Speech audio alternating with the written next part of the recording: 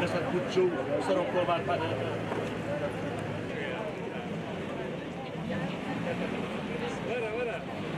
وانەبێژ ماوەی 13 ساڵە خزمەتی وەزارەتی پەروەردەکەین بە بڕەشایستەیەکی دارایی کەم کە شیاوی باسکردن و گرنگی پێدان نییە.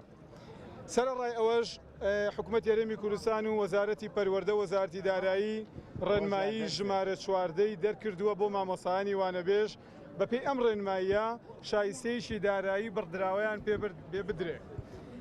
بەڵام من بەداخەوە لە دوایین سەردانمان بۆ بانکی هەرێم لە سلێمانی پێیان ڕاگەیاندین کە شایستەی مامۆسایانی وانەبێژ دەستکاری کراوە لەبەرەوەی موچە کە موکوڕی هەیە ناچار بووین شایستەکان و ئەوانەی کە لە خەرجی ئەو داهاتی کە بۆ خەرجی کۆکراوەتەوە سەرف بکەین بۆ ئەوی نوقسانی وەزارەتەکانی پێپەڕ بکرێتەوە.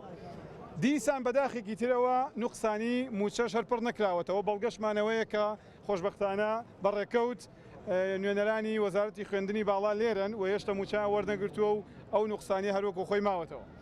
پەیامی ئێوە مەکو مامۆسایانی وانەبێژ ئەوەیە هۆشداری دەدەین بە حکوومەتی هەرێمی کوردستان ساڵی ئایندەی خوێندن 2022-2023 بە سەرکەوتویی بەڕێوە ناچێ ئەگەر کێشەی مامۆسایانی وانەبێژ بە دامەزراندن چارەسەر نەکەن.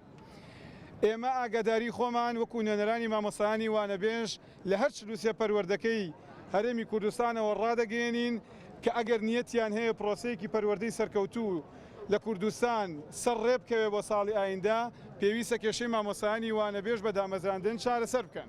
وەچیتر بە ڕێنمایی ژمارە 14 وەزارەتی دارایی لەسەر ئەو هەموو داهاتێکە لە هەرێمی کوردستان هەیە کە بە درێژایی حکومڕانی کوردی داهات لەم ئاندازەیە باشتر نەبووە و نابێ ئێمە قبوڵمان نییە و ئەو لە سایە 25مان کە لە ناو وەزارەتی پەروەردەیین بایکۆتی پرۆسەی ساڵی ئایندە دەکەین.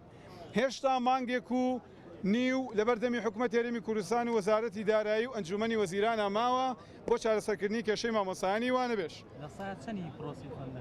مامۆسایانی وانەبێژ لە 125 کۆی پرۆسەی پەروەردە پێگەێنن و دەرەوەی شارەکان و گوند و قەزا و ناحیەکان مامۆسای وانەبێژ ئێستا زۆر بەشێکی زۆریان بوونەتە بەڕێوەبەر.